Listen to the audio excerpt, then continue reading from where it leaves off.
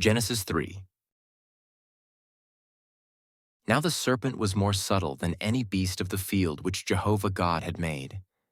And he said unto the woman, Yea, hath God said, Ye shall not eat of any tree of the garden? And the woman said unto the serpent, Of the fruit of the trees of the garden we may eat. But of the fruit of the tree which is in the midst of the garden, God hath said, Ye shall not eat of it, neither shall ye touch it, lest ye die. And the serpent said unto the woman, Ye shall not surely die. For God doth know that in the day ye eat thereof, then your eyes shall be opened, and ye shall be as God, knowing good and evil. And when the woman saw that the tree was good for food, and that it was a delight to the eyes, and that the tree was to be desired to make one wise, she took of the fruit thereof, and did eat. And she gave also unto her husband with her, and he did eat. And the eyes of them both were opened, and they knew that they were naked. And they sewed fig leaves together, and made themselves aprons. And they heard the voice of Jehovah God walking in the garden in the cool of the day. And the man and his wife hid themselves from the presence of Jehovah God amongst the trees of the garden. And Jehovah God called unto the man, and said unto him, Where art thou? And he said, I heard thy voice in the garden, and I was afraid, because I was naked, and I hid myself. And he said, Who told thee that thou wast naked? Hast thou eaten of the tree, whereof I commanded thee that thou shouldest not eat? And the man said, The woman whom thou gavest to be with me, she gave me of the tree, and I did eat. And Jehovah God said unto the woman, What is this thou hast done?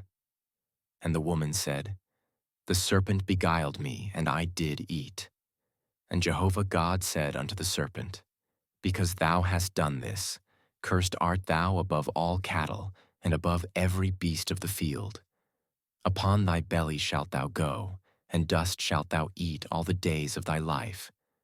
And I will put enmity between thee and the woman, and between thy seed and her seed. He shall bruise thy head, and thou shalt bruise his heel. Unto the woman he said, I will greatly multiply thy pain and thy conception. In pain thou shalt bring forth children, and thy desire shall be to thy husband, and he shall rule over thee. And unto Adam he said, Because thou hast hearkened unto the voice of thy wife, and hast eaten of the tree, of which I commanded thee, saying, Thou shalt not eat of it. Cursed is the ground for thy sake. In toil shalt thou eat of it all the days of thy life. Thorns also and thistles shall it bring forth to thee, and thou shalt eat the herb of the field. In the sweat of thy face shalt thou eat bread, till thou return unto the ground. For out of it wast thou taken, for dust thou art, and unto dust shalt thou return. And the man called his wife's name Eve, because she was the mother of all living. And Jehovah God made for Adam and for his wife coats of skins, and clothed them. And Jehovah God said, Behold, the man is become as one of us, to know good and evil.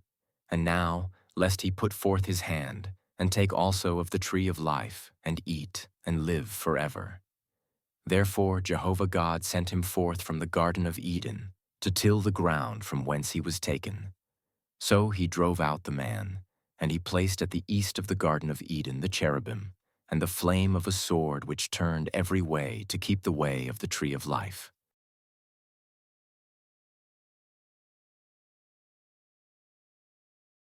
For God so loved the world, that he gave his only begotten Son, that whosoever believeth on him should not perish, but have eternal life.